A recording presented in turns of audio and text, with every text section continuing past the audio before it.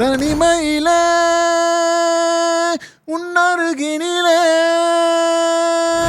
முதல் முறையாய் ஏங்குகிறேன். நிலவொளியில் உனை நினைத்து துளி துளியாய்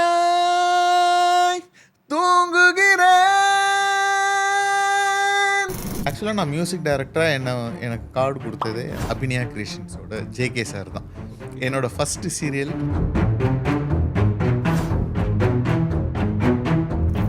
ராஜா சார். நீங்கள் நிறைய இன்டர்வியூஸ் நீங்கள் சொல்லியிருந்தீங்க. ஆக்சுவலாக எனக்கு வந்து இந்த மியூசிக்குள்ளே வரணும், கம்போஸ் பண்ணணும், எல்லாமே வந்து ராஜா சார் தான் ஒரு பெரிய இன்ஸ்பிரேஷன் சொல்லிட்டு எந்த லெவலில் நீங்கள் ரேட் பண்ணுறீங்க ராஜா சார்? ஆக்சுவலாக ரேட்டிங்க்கெலாம் அப்பாற்பட்டு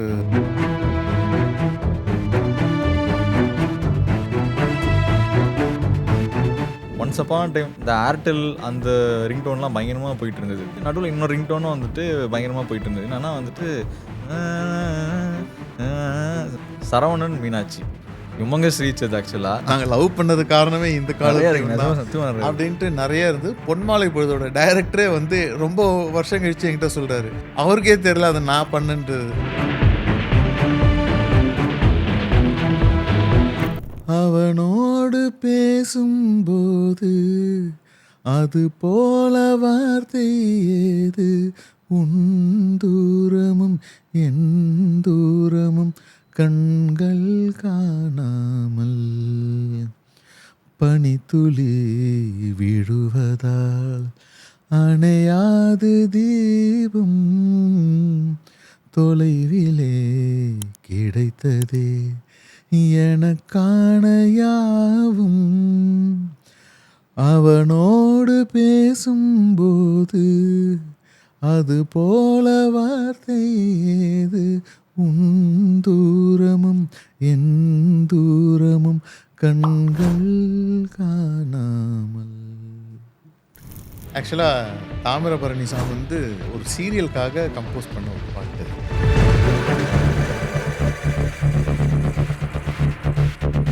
பார்த்திபன் சார் வந்து அவர் பயங்கர ஹியூமராக ஏதாவது விஷயம் எது சொன்னாலும் அதில் வந்து பயங்கர நக்கல் ஒன்று இருக்கும்ல. கண்டிப்பாக அவர் சொல்கிற நக்கலுக்கு அவங்க கூட இருந்தவங்கலாம் பழக்கப்பட்டு டக்குன்னு சிரிப்பாங்க, எல்லாம் பண்ணுவாங்கல்ல. என்கிட்ட ஒரு ரியாக்ஷனுமே இருக்காது, எனக்கு புரியாது.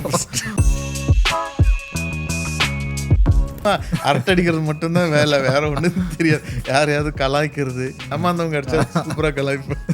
நம்மளோட கொஞ்சம் மேலே இருந்தா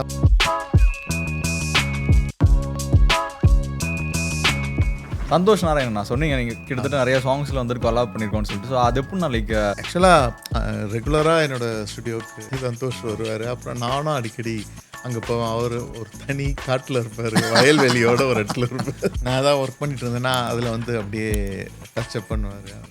எல்லா செம்ம கார்டிங்ஸ்லாம்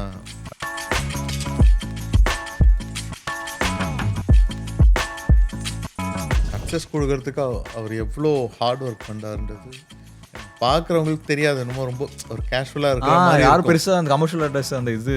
ஆனால் அவர் போடுற எஃபர்ட்லாம் வந்து சான்ஸே இல்லை.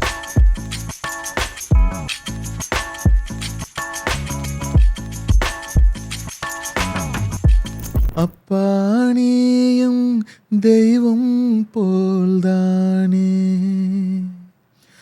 அப்பா நீதான் காணும் எல்லாமே,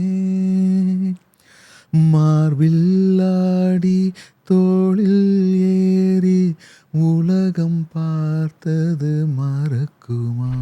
உங்களோட லிஸ்ட்டில் நாங்கள் பார்க்கும்போது பார்த்திபன் சாருடைய ஒரு 2-3 படங்கள் நீங்கள் வந்து குறிப்பிடும்படியான ரொம்ப ஒரு ப்ராஜெக்டாகவும் ரொம்ப பேசப்பட்ட படங்களாக பண்ணியிருக்கீங்க. ஸோ அதை பற்றி சொல்லுங்கள். ஏன்னா ஒரு டேரக்டர்ஸாகவே வந்துட்டு எல்லாரும் ஒவ்வொரு ஷேடில் இருக்கிறவங்க. இப்போ அவர் ஒரு ஸ்டைலு, பார்த்திபன் சார் ஒரு style, Sundar C sir out of zone, அவர் வேற ஒரு ஸ்டைலு. ஸோ பார்த்திபன் சார் வந்து புதுமை, டிஃப்ரெண்ட்டு. ஆமாம், எல்லாமே புதுமை தான். அவர் வச்சா கூட புதுமையாக என்ன வைக்கிறது தான் பார்ப்பேன். இந்த எப்படி புதுசாக. ஆமாம், அவர் அந்த அளவுக்கு வந்து அவரும் வேறு வகையில் ஒரு எக்ஸ்பெரிமெண்டலாக ஒன்று எதிர்பார்ப்பார்.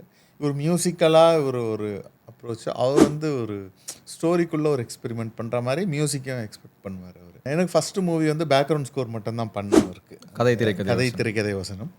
அதுலேயே வந்து பயங்கர எக்ஸ்பீரியன்ஸ். ஏன்னா பயங்கர டஃப். அவரோட அந்த நாலேஜுக்கு நம்ம ஒரு விஷயம் பண்ணோம்னாலே அது சாதாரணமாக தெரியல. அது ரொம்ப நம்ம தெரிஞ்சிருக்கணும். அந்த அளவுக்கு இருக்கும், இன்புட்ஸ் இருக்கும் அவரோட இதில். அந்த ஸ்டஃப் அவ்வளோ இருக்கும். அந்த படத்தில் நிறையா லேர்ன் பண்ணேன். எவ்வளோ விஷயங்கள் சொல்லுவார் தெரியுமா. நான் எல்லாம் பண்ணிவிடுவேன். அதுக்கப்புறம் அதுக்குள்ளே இருக்கிற விஷயத்த ஒன்றொன்னா எக்ஸ்பிளைன் பண்ணுவார். ஓ, இதுக்குள்ளே இவ்வளோ இருக்கா, இவ்வளோ ஸ்டோரி இருக்கான்ட்டு. அது புரிஞ்சப்புறம் அந்த அவ்வளோ லேயர்ஸுக்கு நம்ம அவர் சொன்ன உடனே நமக்கு வர்ற கற்பனையே மாறும். அது வரைக்கும் நம்மளால் அதை டக்குன்னு புரிஞ்சிக்க முடியாது. மேலோட்டமாக ஒன்று அவுட்லைனுக்கு ஒன்று பண்ணிவிடுவோம். அந்த எக்ஸ்ப்ரெஷனை வச்சு ஒன்று பண்ணுவோம். அந்த எக்ஸ்ப்ரெஷனுக்குள்ளே என்ன இருக்குது, இவங்களுக்குள்ளே 2 பேருக்குள்ளே என்ன இருக்குது, அதில் பல லேயர் வச்சுருப்பார்ல. அவரோட ஸ்டோரியிலே அப்படி தான் இருக்கும். ஸோ அந்த லேயர் அவர் சொல்லும்போது அந்த டைமென்ஷனே மாறும். ஸோ அந்த மாதிரி அந்த படம் வந்து கதை திரைக்கதை வசனம் எனக்கு பெரிய லேர்னிங் எக்ஸ்பீரியன்ஸு. அவருக்கு என்ன ரொம்ப பிடிக்கும். அவர் எப்போவுமே பார்த்தாலே சொல்லுவார், தப்பஸ் மாதிரி உட்காந்து அப்படியே பண்ணிக்கிட்டே இருக்கார் அப்படின்ட்டு. இன்டர்வியூலலாம் கூட என்னை பற்றி தனியாகவே அவர் பேசியிருப்பார். அவர் பாட்டுக்கு ஒரு தப்பஸ் மாதிரி உட்காந்து பண்ணிக்கிட்டே இருப்பார். நான் அந்த மாதிரி ஒருத்தர் பார்த்ததே இல்லை அப்படின்னு சொல்லுவார். ஸோ அந்த மாதிரி அந்த படம் வந்து எனக்கு இருந்தது. அதே மாதிரி தான் ஒத்த செருப்புலாம் வந்து பயங்கர. ஒத்த செருப்பு சொல்லணுன்னா அது ஒரு கம்போசராகவும் சரி, ஒரு டைரக்டராகவும் சரி, ஒரு ரொம்ப ரொம்ப சேலஞ்சிங்கான ஒரு ஸ்கிரிப்ட் தானே யார் எடுத்தேன். ஏன்னா அவர் மட்டும்தான், பெருசாக வேறு எதுவுமே இல்லை. அங்கே எஸ்எஃப்எக்ஸ் இருக்கும் ஆப்வியஸாக, ப்ளஸ் அப்புறம் மியூசிக் ஒரு 3 கேரக்டர்ஸ் தான் படம் ஃபுல்லாகவே வரும்போது அதுக்கு என்னன்னு அவர் சொன்னார், நீங்கள் எப்படி அதை பண்ணீங்க? So out came out. இல்லை, அதுக்கும் ஆக்சுவலாக அவர் பயங்கர இன்புட்ஸ் நிறையா கொடுத்தாருங்க. ஏன்னா அதில் கூட பாருங்கள், அந்த ஒரு டயலாக்ல நிறையா லேயர்ஸ் வச்சுருப்பார்ல. அந்த லேயர்ஸ்லாம் அவர் சொல்லும்போது தான் நமக்கு அந்த மியூசிக்கோட லார்ஜ்னஸ்ஸே கிடைக்குது. இல்லைனா நம்ம ஏதோ ஒரு ஃபோக்கஸ்டாக ஒரு விஷயம் பண்ணிகிட்ருப்போம்ல. அந்த மாதிரி நிறையா சொல்லுவார். அந்த ஏதாவது ஒரு இன்சிடென்ட் சொல்லலாம். சும்மா ஸ்டார்டிங்லேயே பார்த்தீங்கன்னா அவர் அப்படியே கீழே உட்காந்துருப்பார். ஒரு சோடா புட்டி கண்ணாடியை காமிப்பாங்க. அப்புறம் அப்படி பார்ப்பார். ஒரு லத்தி வந்து வைப்பாங்க. இது இருக்குது. இது எல்லாத்துலேயும் ஒரு இன்ஃபர்மேஷன் இருக்குது உள்ளுக்குள்ளே. அதுக்கப்புறம் அப்படியே மேலே பார்ப்பார். பார்த்தா ஃபேன் சுற்றிக்கிட்டு இருக்கும். அதில் உஷான்னு எழுதியிருக்கும்.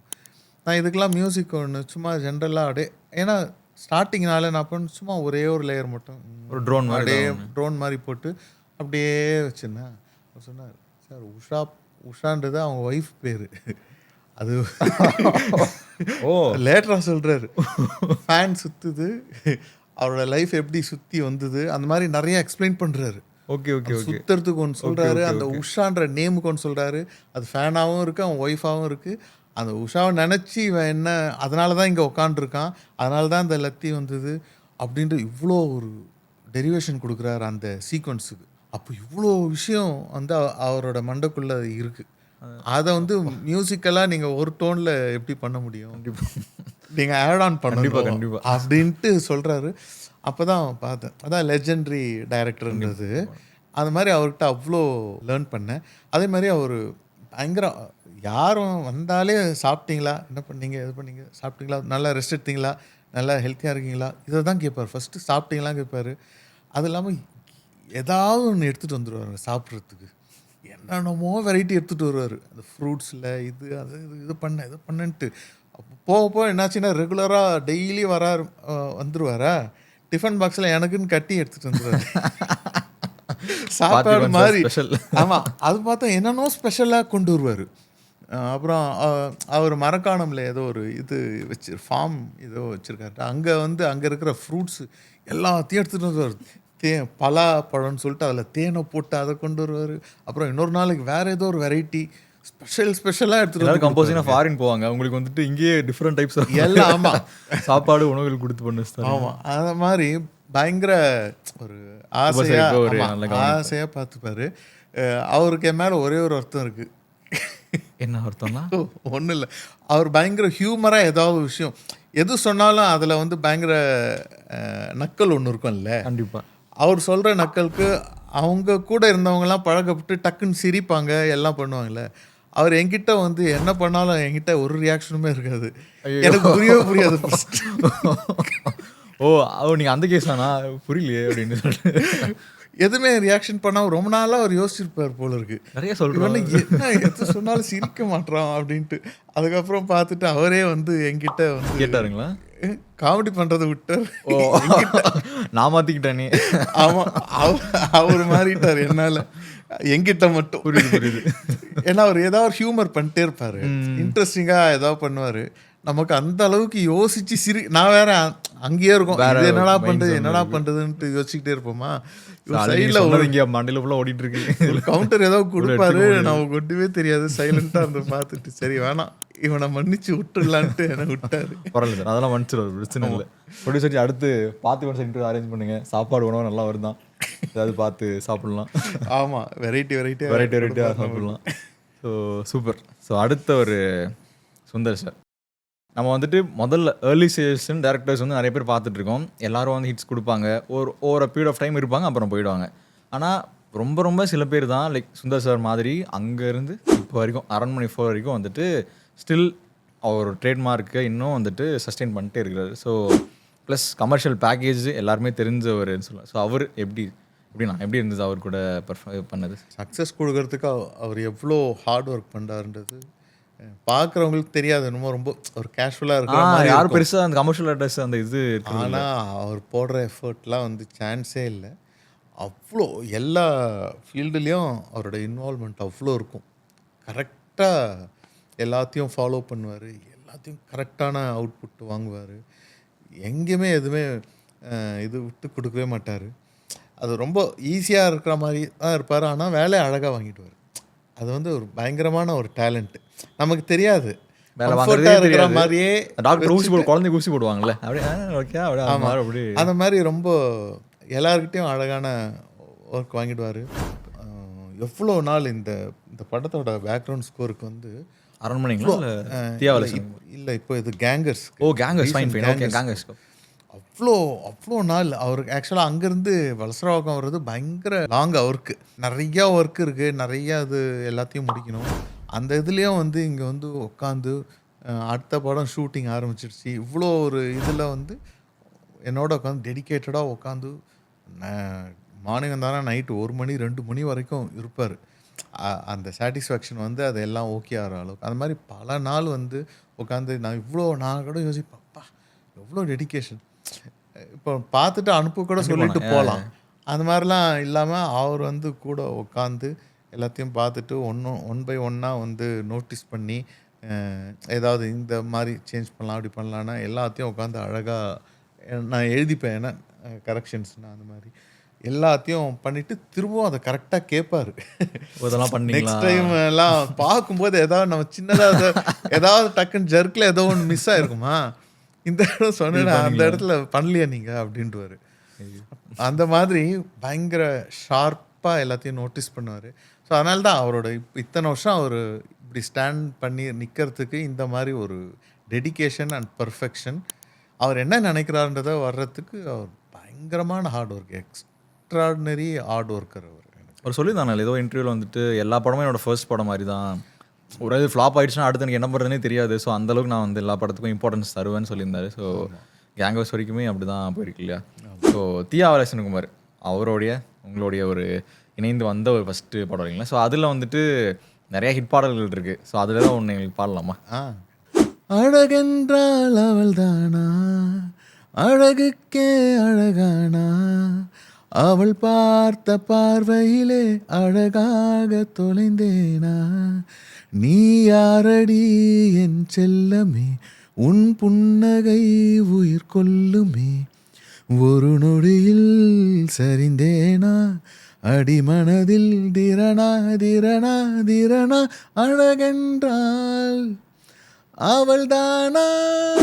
சூப்பர்ண்ணா. ஸோ இதுவுமே ஆல்பம் ஆக்சுவலாக ரொம்ப ஹிட் இல்லைண்ணா. ஸோ இதுவுமே எல்லா பாட்டுமே செமையாக வந்தது. அடுத்து வந்துட்டு சரவணன் சாரோடைய உங்களை 2வது கொலாபரேஷன் இல்லையா, ஈவன் வேறு மாதிரி. ஸோ அதுலேயுமே வந்துட்டு ஆக்சுவலாக பேக்ரவுண்ட் ஸ்கோராகவே எனக்கு ரொம்ப பிடிக்கும். பர்சனலாக சொல்லணும்னா அந்த டைமில் வந்துட்டு தியேட்டரில் நான் பார்த்த படம். ஸோ பேக்ரவுண்ட் ஸ்கோராகவே செமையாக இருந்தது. ஸோ அதுலேயும் உங்களுக்கு ஃபஸ்ட் படம் பண்ணிட்டீங்க, அதில் பாட்டெல்லாமே அதிரி புதிரி ஹிட்டு.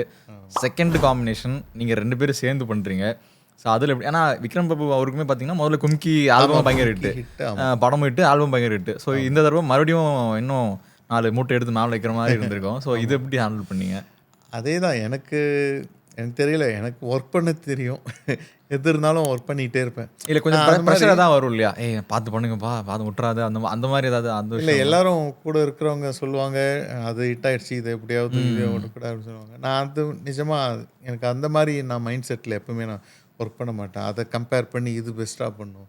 நம்ம ஃபஸ்ட்டு பண்ணும்போது நம்ம எதுவுமே நினைக்கல, அது ஒரு பெஸ்ட்டாக வந்தது. ஸோ அதனால் எப்பவும் போல் ஒர்க் பண்ணுவோம், பிடிக்கிறதுக்கு தான் ஒர்க் பண்ணுறோன்ற ஒரு மைண்ட் செட்டில் தான் நான் ஆக்சுவலாக ஒர்க் பண்ணுவேன். இதை விட இது சூப்பர் அப்படின்லாம் எனக்கு அது கம்பேர் பண்ணிக்க தெரியாது.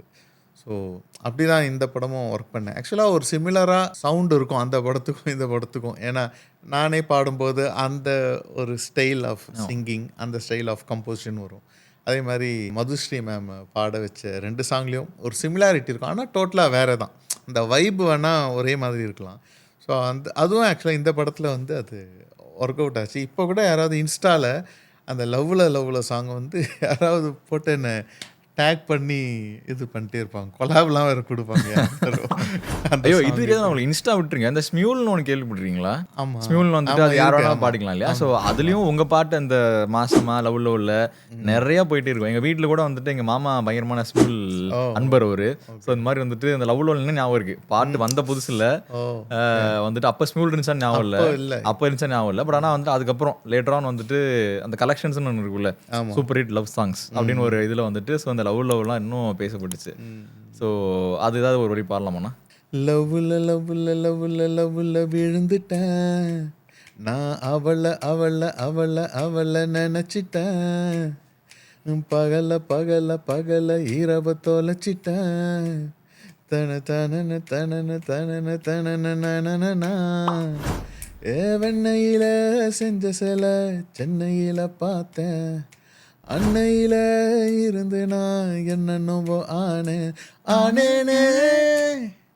ஆனேனே ஏதேதோ ஆனேனே, போனேனே எங்கேயோ போனேனே. தடன் சூப்பர்ண்ணா, செம்ம. அதுவுமே செம்ம வைப்புண்ணா அந்த பாட்டு எல்லாமே. ஸோ அடுத்து உங்களுக்குண்ணா இது வந்து ஒரு ஜென்ரல் கொஷின் மாதிரி தான். இப்போ எல்லாருக்கும் சினிமாவுக்கு வரும்போது நீங்கள் எதுவுமே பிளான் பண்ணி வரல இல்லையா, எல்லாமே இட் ஹேப்பன்டு அந்த மாதிரி தான் சொன்னீங்களே. ஸோ உங்களுக்கு வந்து இந்த ஹீரோவோட நான் ஒர்க் பண்ணணுப்பா, எனக்கு ஃபேவரட்டான ஆள் இவர், அல்லது வந்துட்டு எல்லாருக்கும் ஒரு இன்னொரு இருக்குல்ல என்னோட ஹீரோ அவர் எனக்கு பிடிச்சிருக்கும், ஸோ இவருக்கு நான் மியூசிக் பண்ணால் அப்படி இருக்கும், அந்த மாதிரிலாம் தாட்ஸாக இருக்கா? யாராவது ஒருத்தர் இருக்கிறாரா ஸோ உங்களுக்கு ஒரு ஒர்க் பண்ணணும் அப்படின்னு? அந்த மாதிரிலாம் நான் ட்ரீம் ரொம்ப பண்ண மாட்டேன், அந்த மாதிரி ட்ரீம்லாம் நான் பண்ண மாட்டேன். ஆக்சுவலாக எனக்கு என்னென்னா நான் என்ன பண்ணுறனோ அதுதான் எனக்கு பிடிச்சி, நமக்கு என்ன ஒர்க்கு கிடைக்குதோ அதோட பெஸ்ட்டு என்ன பண்ணலாம் பார்க்குறேன். யாரோ நம்ம ஒரு பிக் ஹீரோவாக அவங்களுக்கு பண்ணுறதை விட நம்ம பண்ணுற படத்தில் இவர் அந்த பிக் ஹீரோவாக ஆகணுன்றது தான் என்னோட தாட்டாக இருக்கும். ஸோ அதனால் நான் எல்லாமே பிக் ஹீரோவாக நினச்சி தான் நான் பண்ண. டைரக்டர் மெயினாக ஹீரோன்றதை விட டைரக்டர், அந்த ப்ரொடியூசர், அதில் இன்வால்வ் வர எல்லா ஆர்டிஸ்ட்டுமே வந்து அந்த மாதிரி ஒரு ஸ்டேஜுக்கு போகணுன்ற ஒரு தாட்டோட ஒர்க் பண்ணேன். கண்டிப்பாக நீங்கள் பண்ண எல்லாருமே இப்போது பெரிய லெவலாக இருக்காங்க. விக்ரம் பிரபு சார், ஜெய், அவங்க எல்லாமே ஆல்ரெடி இருந்தவங்க தான். நான் தான் அவங்களோட சேர்ந்து வந்திருப்பேன். எப்படியும் ட்ராவல் ஈவனாக தானே வந்திருக்கு சொல்ல கூட சொல்லலாம். ஸோ இன்னொரு விஷயம்னா, சின்ஸ் நானும் கொஞ்சம் மியூசிக் பேக்ரவுண்ட் அப்படின்றதுனால சில பாடல் வந்துட்டு நமக்கு ஒர்க் அவுட் ஆகுதா, இது நல்லா இல்லையன்ற மாதிரி சில விஷயங்கள்லாம் தோணலாம். ஏன்னா எல்லாமே நம்ம பண்ணுற எல்லாமே சூப்பராக இருக்குன்னு சொல்ல முடியாது. அதில் ஒன்று நீங்கள் தள்ளி விட்டது உண்டா? இல்லை அந்த மாதிரி நான் தள்ளி விடுறதுனாலே நம்மளே இது பண்ணிக்கிற மாதிரி தானே. அது சுமாராக இருக்குன்றதுக்காக இன்னொருத்தருக்கு கொடுக்குறதே தப்பு இல்லை.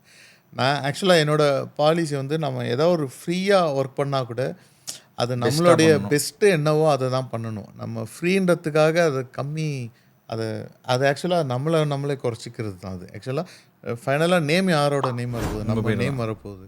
ஸோ அப்போ இது ஏன் சுமாராக இருக்குது, அவர் காசு கொடுக்கலனாலும் சுமாராக பண்ணுன்ற மாதிரி அந்த இது எப்பவுமே வரவே கூடாது. ப்ராடக்ட் ஷுட் பி எப்போவுமே அது இதுவாக தான் இருக்கணுன்றது தான் என்னுடைய சூப்பர்ண்ணா. ஸோ உங்களுக்கு நீங்கள் உண்மையாக இருங்க. ஸோ அந்த ஒரு விஷயம். இன்னொன்று கேள்விப்பட்டோன்னா, இந்த சீனாதானுடைய பாட்டு இருக்கு இல்லைங்களா, ஸோ அதில் ஒரு சின்ன கதை ஒன்று கேள்விப்பட்டோம், அதை சொல்கிறீங்களா? ஆமாம், அந்த சாங் ஆக்சுவலாக பரத்வாஜ் சார் மியூசிக்கு, அவர் இஸ் எ லெஜெண்டரி. அவர் கூட ஒரு 2-3 படம் நான் கீபோர்ட் பிளேயராக. சும்மா ஒரு கிளாஷ் தான். நான் மெயின் கீபோர்ட் பிளேயராக கூட இல்லை. ஆள் தேவைப்படும் போது எக்ஸ்ட்ராவாக போய் தான் நான் ஒர்க் பண்ணியிருக்கேன். அப்போ வந்து அதில் வந்து காடு திறந்து பாட்டு நான் அதில் நான் கொஞ்சம் ப்ரோக்ராமிங் ஒர்க் பண்ணியிருக்கேன். சீனா தானா சாங்கில் வந்து என்ன ஆச்சுன்னா, நான் யூஸ்வலாக வந்து ரஹ்மான் சாரோட சிஸ்டர் ஸ்டுடியோ சசி ஸ்டுடியோன்னு ஒன்று இருக்குது. நான் யூஸ்வலாகவே அங்கே தான் போயிட்டு எல்லாமே ரெக்கார்ட் பண்ணுவேன், எல்லாமே ஒர்க்கும் அங்கே தான் பண்ணுவேன். அங்கே சவுண்ட் இன்ஜினியர் பேரும் சத்யா. ஸோ அவர் தான் எனக்கு எல்லாமே மிக்ஸ் பண்ணுவார், எல்லாமே பண்ணுவார். ஸோ நானும் அவரும் பயங்கர க்ளோஸ். நான் கூட சங்கர்னு சொல்லிடுவேன் 6வது. அது மாதிரி நான் என்னோட எல்லா சீரியல் ஒர்க்கு, வேறு ஏதாவது ஒர்க் எதுவாக இருந்தாலும் நான் அங்கே தான் போய் பண்ணுவேன். ஃபிலிம் ஒர்க் எதுவாக அங்கே தான் பண்ணுவேன். அப்போ வந்து பரத்வாஜ் சாரும் அங்கே தான் வந்து பண்ணுவார். ஏன்னா சத்யா வந்து சூப்பரான ஒரு சவுண்ட் இன்ஜினியர். எல்லாரும் அவர் இருந்தால் நல்லா இருக்குன்னு சொல்லிட்டு நிறைய கம்போசர்ஸே வருவாங்க. ஸோ பரத்வாஜ் சார் அங்கே தான் வந்து ரெகுலராக பண்ணுவார். அப்போ வந்து இந்த சீனா தானா சாங் வந்து ஃபஸ்ட்டு ஏதோ ஒரு வேர்ஷன் ஏதோ பண்ணியிருக்காங்கன்னு நினைக்கிறேன். அது எனக்கு தெரியாது, ஸ்டோரியாக எனக்கு ரொம்ப தெரியாது. இப்போ சத்யா ஒரு நாள் எனக்கு வந்து கால் பண்ணார், சவுண்ட் இன்ஜினியர் சத்யா கால் பண்ணி, இந்த மாதிரி பரத்வாஜ் சாரோட சாங் ஒன்று இருக்குது, அந்த சாங்கை நீங்கள் கொஞ்சம் ரித்தம் ப்ரோக்ராமிங் அண்ட் இதுவும் ஃபுல்லாக ஒரு ப்ரோக்ராமிங் ஒன்று பண்ணணும், வரீங்களா அப்படின்னு கேட்டார். சரி, நான் உடனே ஓகேன்னு சொல்லிட்டு அப்புறம் என்னுடைய செட்டப் எல்லாத்தையும் எடுத்துகிட்டு அந்த ஸ்டுடியோவுக்கு போயிட்டேன். அப்புறம் அவர் சொன்னார், அந்த சாங் ஆல்ரெடி அவர் ஏதோ பண்ணியிருக்காங்க, ஏதோ ஒரு அது சாங் வந்து சூப்பராக ஹிட் ஆகுன்றது அவருடைய கெஸ்ஸு. பட் ஏதோ ஒரு காரணத்துக்காக அது வந்து ஏதோ பெண்டிங்கில் வச்சுருக்கா மாதிரி ஒரு இது. சரி, இவர் என்ன சொன்னார், இவரை கூப்பிட்டு ஒரு ப்ரோக்ராமிங் பண்ணி நம்ம ப்ளே பண்ணி காமிப்போம், டைரக்டர் இம்ப்ரெஸ் ஆகிடுச்சுன்னா அந்த சாங் நமக்கு ஓகே ஆகிடும் அப்படின்னு சொல்லி சொன்னோன்னே அப்புறம் நான் போனேன். ஒரு மார்னிங்லேருந்து ஈவினிங் வரைக்கும் உட்காந்து ப்ரோக்ராமிங் பண்ணிட்டேன். கொஞ்சம் ரித்தம்லாம் சேர்த்து பண்ணேன், ரித்தம் அண்ட் மெலடி செக்ஷன் எல்லாமே பண்ணேன். அப்போ வந்து அந்த வீணை பிட்டு நான் பண்ணல ஆக்சுவலாக, அது பரத்வாஜ் சார் தான் ராஜேஷ் வைத்தியா வச்சு பண்ணது. நான் வந்து பேசிக்கான ஐடியாஸு, அந்த கார்டிங்ஸு அதெல்லாம் வச்சு எல்லாம் பண்ணிட்டேன். அதுக்கப்புறம் ஈவினிங் ஒரு 7 o'clock வந்து டைரக்டர் சரண் சார் வந்து வந்தார். வந்துட்டு எனக்கு ஒரே பயம், ஏற்கனவே இந்த மாதிரி இருக்கு, நம்ம பண்ணது ஓகேவா அப்படியே வந்து நான் அங்கே ஃப்ரண்ட்டில் அங்கே உட்காந்துருக்கேன், எல்லோரும் நின்றுட்டு அப்படியே சாங் வந்து கேட்குறாங்க. அப்படியே ப்ளே பண்ணி எல்லாம் முடிஞ்ச ஒன்றும் இல்லை, சரண் சாரில் நல்லா இருக்கே அப்படின்ட்டாரு. அப்பா எனக்கு உயிர் வந்தது, அவங்களுக்கு உயிர் வந்ததோ இல்லை எனக்கு. ஏன்னா என்ஜினியர் கூப்பிட்ருக்காரு, சரி நம்ம வந்து கரெக்டாக பண்ணணுன்ற ஒரு இது தான். அப்புறம் எனக்கு பயங்கர சாட்டிஸ்ஃபேக்ஷன். அதுக்கப்புறம் தான் அது வந்து சீனா தானா அந்த ராஜேஷ் வைத்தியா வச்சு வீணை வாசிச்சு அந்த மாதிரி ஒரு மிகப்பெரிய ஒரு ஹிட் ஆச்சு. ஸோ அந்த படத்தில் இந்த 2 சாங் வந்து உங்களுக்கு அப்பவே தோணுச்சா? ஏன்னா அந்த பாட்டுலாம் வந்துட்டு ஒரு எல் கிளாசிக்கோ மாதிரி இன்ன வரைக்கும் வந்துட்டு ஒரு ஃபேவரட் சாங்காக தான் இருக்குது. அது கேட்கும்போது இது எப்படி இவர் சொல்லிங்களா, கிருஷ்ணா சார் சொன்னீங்க இல்லையா, அவர் வந்து சொல்லிடுவாரு அப்படின்னு சொல்லிட்டு. ஸோ இது அங்கே தோணுச்சா உங்களுக்கு, இந்த பாட்டு அடிக்க போதுரா பிசர் கிளம்ப போகுதுன்னு சொல்லிட்டு, இல்லை அந்த பயம் இருந்ததா, நம்ம பண்ணியிருக்கோம் தெரியல என்ன சொல்கிறது அந்த மாதிரி இருந்துச்சு? எனக்கு தெரியல. அதாவது நான் அந்த சாங்குக்கு ஏதாவது ஜஸ்டிஃபை பண்ணணுன்னே ஒர்க் பண்ணேனே தவிர இது வந்து சூப்பராக வரும் அந்த மாதிரி என் தாட்டு போல. ப்ரோக்ராமராக வந்து நம்ம அவங்கள சாட்டிஸ்ஃபை பண்ணணும், அவங்களுக்கு பிடிக்கணுன்ட்டே ஒர்க் பண்ணேன் அந்த பாட்டு. ஸோ அப்படி தான் நான் அந்த பாட்டை நான் பார்த்தேன். ஆக்சுவலாக தாமிரபரணி சாங் வந்து ஒரு சீரியலுக்காக கம்போஸ் பண்ண ஒரு பாட்டு அது. போட்டு திறந்துட்டீங்க? திறக்கல. ஓகே. நான் யூஸ்வலாக என்ன பண்ணுவேன்னா, எப்போ ரெகுலராக எதாவது கம்போஸ் பண்ணுறது வந்து நான் வந்து ஃப்ரெண்ட்ஸுக்கிட்டலாம் அது ஷேர் பண்ணுவேன். அதாவது ஸ்டுடியோக்கு வருவாங்க, எல்லாத்தையும் நான் ப்ளே பண்ணி காமிப்பேன். இப்போ நான் இன்றைக்கி இது பண்ணியிருக்கேன், இது நேற்று அது பண்ண அப்படின்னு சொல்லிட்டு என்னோடய லிஸ்ட்டெல்லாம் எல்லாருக்கும் போட்டு காமிப்பேன், அவங்கள்ட்ட சஜஷன் கேட்பேன் அந்த மாதிரி இல்லை. ஸோ அப்போ வந்து அந்த அபிநயா கிரியேஷன் சொல்லிட்டு சன் டிவியில் ரெகுலராக அந்த ஆஃப்டர்நூன் ஸ்லாட்டில் ஒரு சீரியல் பண்ணுவாங்க, ஆடுகிறான் கண்ணன், அப்புறம் அனு பல்லவி, அது மாதிரி நிறையா.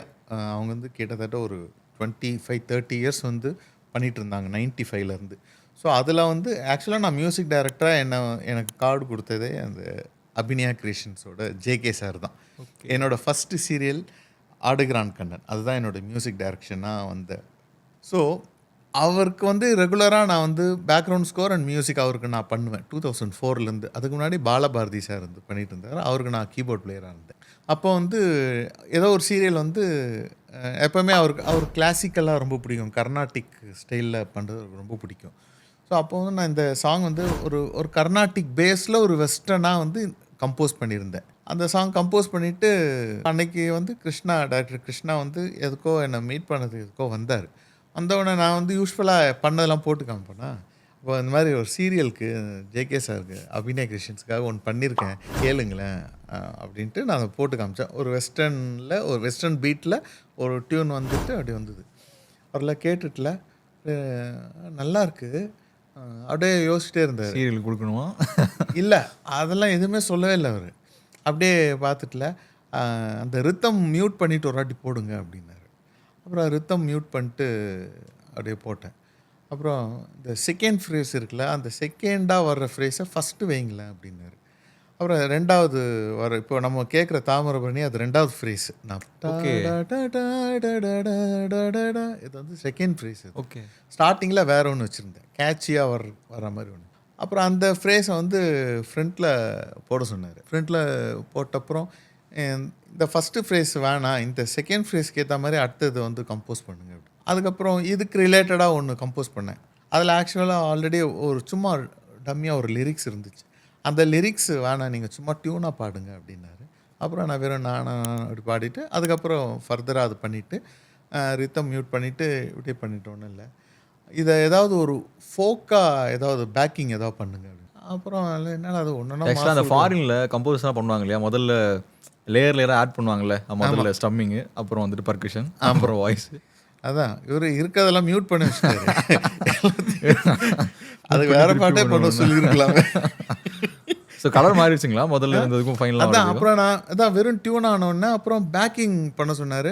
நான் என்ன பண்ணேன்னா ஒரு மியூட்டட் கஞ்சீரா மாதிரி நமக்கு எடுத்தோடனே ஸ்ட்ரெயிட்டாக பண்ணவே பிடிக்காது, ஏதாவது டிஃப்ரெண்ட்டாக ஏதாவது பண்ணணுன்ட்டு அவர் வந்தாருன்னா இன்னும் தாசி ஆகிடும். அது ஒரு மாதிரி மியூட்டடாக வச்சுட்டு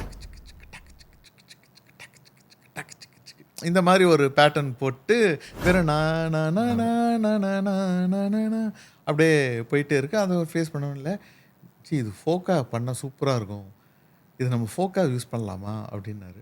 நான் உடனே ஓகேன்ட்டேன்.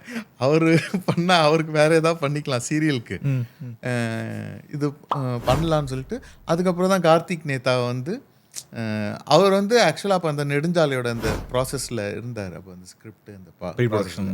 ஆமாம்.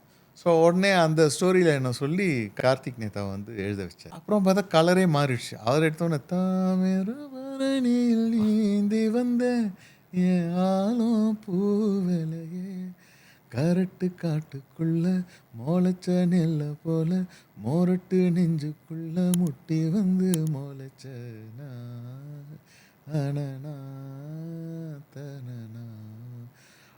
கலரே அப்படியே மாறிடுச்சு. அதுக்கப்புறம் தான் நான் ரித்தம்லாம் லைவ் வர வச்சுட்டு ஒரு அரேஞ்ச்மெண்ட்லாம் பண்ணி அப்புறம் வேறு ஒரு கலர் அப்படியே சூப்பராக வந்துடுச்சு. சரணம்லாம் அதுக்கப்புறம் தான் பண்ணேன். ஒரு லிரிக்கெல்லாம் வச்சு தான் சரணம் பண்ணோன்னே அந்த சாங் வந்து சூப்பராகிடுச்சு. அப்புறம் தான் நெடுஞ்சாலையெல்லாம் அப்போ டைட்டில் வைக்கல, ஒரு படம் பண்ணுறோம் அப்படின்ட்டு.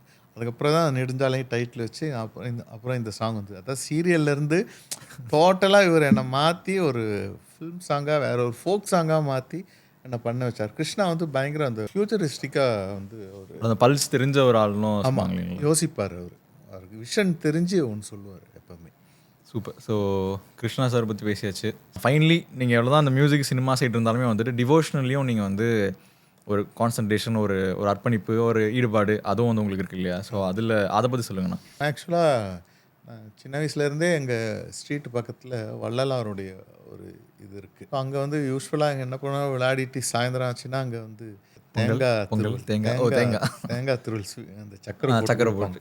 ஸோ அதுக்காகவே அங்கே நாங்களும் அதுக்காக கோயில் அதுக்காக அங்கே போயிட்டு தக்காளி சாப்பாடு சூப்பராக இருக்கும், அந்த தேங்காய் பொங்கல் அதெல்லாம் சாப்பிட்டுட்டு வருவோம். அப்படி தான் எனக்கு வந்து இது தெரியும்.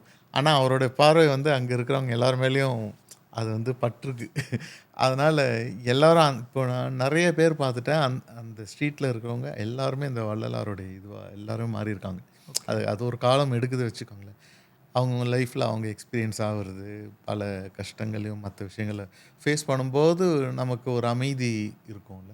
ஸோ அந்த டைமில் அது கரெக்டான பார்த்தா அது வந்து சூஸ் பண்ண முடியுது. இந்த மாதிரி தான் எனக்கும் வந்து நான் சொன்னேன் இல்லையா, படம் எது பண்ணாலும் அப்படியே இருக்கும், எதுவுமே வராது. படம் எல்லாம் நடக்கிறதுலாம் பெருசாக நடக்கும், ஆனால் வெளியிலே வராது.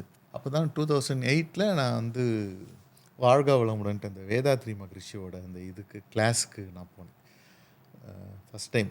அது எப்படி போனால் நானும் சிற்பி சார் ரொம்ப அப்போது க்ளோஸ் ஆகிட்டேன். அவர் கூட ஒரு 4-5 படம் வந்து அவரோட கீபோர்ட் பிளேயராக நான் ஒர்க் பண்ணேன். அதில் ஒன் ஆஃப் த மூவி தான் பாரதி ராஜா சாரோட ஈரநிலம். அதுலேயும் நான் வந்து ஃபஸ்ட்டு அந்த படம் தான் நான் வந்து ஒர்க் பண்ணுறேன்.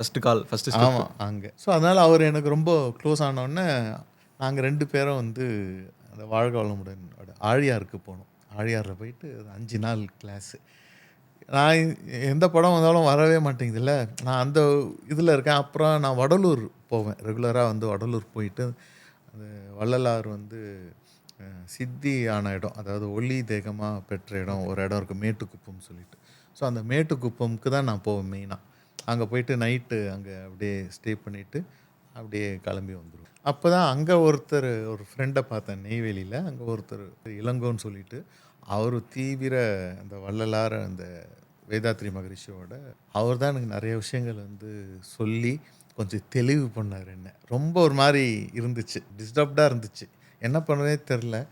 ஆனால் வடலூர் மட்டும் போயிட்டு வரோம். ஆனால் என்ன சொல்யூஷன் தெரியலையே அப்படின்னு சொல்லி அவர்கிட்ட கேட்கும்போது, அதுக்கப்புறம் நீங்கள் அங்கே கிளாஸுக்கு போயிட்டு வாங்க, உங்களுக்கே நீங்களே முடிவு எடுப்பீங்க, எல்லாம் எது வேணும் வேணான்றது உங்களுக்கே தெரிஞ்சிடும். அதுக்கப்புறம் தான் கிளாஸ் போனால் ஃபஸ்ட் டைம் போகும்போது நானும் சிற்பி சாரும் வந்து கிளாஸ்க்கு போயிட்டு அங்கே அட்டன் பண்ணோம். அந்த எக்ஸ்பீரியன்ஸ் தான் அங்கே போனால் அது ஒரு தேவலோகம் மாதிரி இருந்துச்சு. கரெக்டாக ஆகஸ்ட்டில் போனோம். பயங்கர ட்ரிஸ்லிங் மழை, அந்த கிளைமேட்டு, அந்த சூழல், அவங்க எடுத்த விதம், மனவளக்கலை தான் அது பேர். ஸோ எண்ணம்னா எப்படி, எண்ணத்தை எப்படி ஆராயிறது, நிறையா நம்ம கேள்விப்படாத விஷயங்கள்லாம் அவங்க சொல்லும்போது, அப்புறம் ஃபேமிலி குடும்ப அமைதியை பற்றி ஒரு டாபிக், இந்த மாதிரி ஒரு நிறைய டாபிக்ஸ் வச்சுருக்காங்க. அது எல்லாமே கவர் ஆகிடுது, நம்ம மனுஷனாக எப்படி இருக்கணும் அப்படின்னு. ஸோ அதுதான் எனக்கு பயங்கரமான ஒரு டேர்னிங் பாயிண்ட்டாக இருந்தது. அதுக்கப்புறம் கொஞ்சம் அப்படியே அதுலேருந்தே சாஃப்ட் ஆகிட்டேன். அதனால தான் நான் சொன்னேன், எந்த பெரிய ஹிட் ஆகுது பயங்கர அப்ரிசியேஷன் பண்ணால் கூட எனக்கு அதெல்லாம் ஒன்றும் மைண்டாக ஏற்றுக்காமல் ஜஸ்ட் அப்படியே அது கேட்டுட்டு அப்படியே விட்டுருவேன். அந்த மாதிரி ஒரு தன்மை வந்து அங்கே போனப்போ தான் கிடச்சிது. ஸோ அந்த ஆழியாரில் அப்போது நான் ஃபஸ்ட் டைம் போயிட்டு வந்துட்டு அடுத்த வாரம் வந்து நான் என்னோடய ஃபேமிலி, எங்கள் அம்மா அப்பா எல்லாரையும் கூட்டிகிட்டு போனோம். அப்படின்னும் போது கார்த்திக் நேத்தா டெய்லி வருவார். கார்த்திக் நேத்தாவையும் கூட்டிகிட்டு வரும், வாங்க எல்லாரும் போகும்னு சொல்லிட்டு கிட்டத்தட்ட ஒரு 10-15 பேர். அதில் வந்து ஒருத்தர் மிஸ்டர் கதிரவன் சொல்லிட்டு, வினிஷா விஷன் சொல்லிட்டு அவர் ஆட் ஏஜென்சிலாம் வச்சு பண்ணுறாரு. Is a very good person, very big shot. So அவரும் என்னோட வந்து ஜாயின் பண்ணார். ஏன்னா இவங்களுக்கு நாங்கள் போயிட்டு வந்தோடனே எல்லாருக்கும் அந்த மெடிடேஷனை பற்றி எக்ஸ்பிளைன் பண்ணுறேன். இது போனால் இப்படி நடக்கும், அது நடக்கும், அங்கே இது சொல்லித்தராங்க, நட்டி மாதிரி என்னென்னவோ சொல்கிறேன். எல்லாரும் என்ன அப்படியே ஆச்சரியமாக பார்க்குறாங்க. நான் இப்படி ஆகிட்டேன், நான் எவ்வளோ அமைதியாகிட்டேன், இதாகிட்டேன் அப்படின்ட்டு ரொம்ப அப்படிலாம் நீங்கள் பேசவே இல்லை. அதுக்கு முன்னாடி மேபி ஃபஸ்ட் டைம் அப்படி பேசுவீங்களோ? அதுக்கு முன்னாடி போனதுக்கப்புறம் சொல்கிறேன். ஆமாம் ஓ கரெக்டாக தெளிவாக தெளிவு சொல்கிறேன். முன்னாடி சும்மா அரட்டடிக்கிறது மட்டும்தான் வேலை, வேற ஒன்றும் தெரியாது. யாரையாவது கலாய்க்கிறது இப்படி இருந்தால் நான் அப்படி இப்போவும் ஏமாந்தவங்க கிடச்சா சூப்பராக கலாய்ப்பேன். நம்மளோட கொஞ்சம் மேலே இருந்தால் அமைதியாகிடும். அது எல்லாருக்கும் இருக்கிறது, அது பிரச்சனை. இப்போ கும்பலாக போகிறீங்க. ஆமாம், எல்லோரும் சேர்ந்து கிளாஸ் போயிட்டு அப்புறம் அங்கே போய் அட்டன் பண்ணுவோம். கிட்டத்தட்ட ஒரு 12 பேர்கிட்ட வந்து போயிட்டு கிளாஸ்லாம் அட்டன் பண்ணிட்டு வந்தோம். ஸோ அது வந்து எனக்கு ஒரு மிகப்பெரிய ஒரு டேர்னிங் பாயிண்ட் எனக்கு. அதுலேருந்து ஒரு இதை ஃபாலோ பண்ணிவிட்டு அப்படியே வள்ளலார் அந்த வேதாத்ரி மகரிஷி அப்படியே ஃபாலோ பண்ணிவிட்டு இது வந்து செட்டில் ஆச்சு எனக்கு.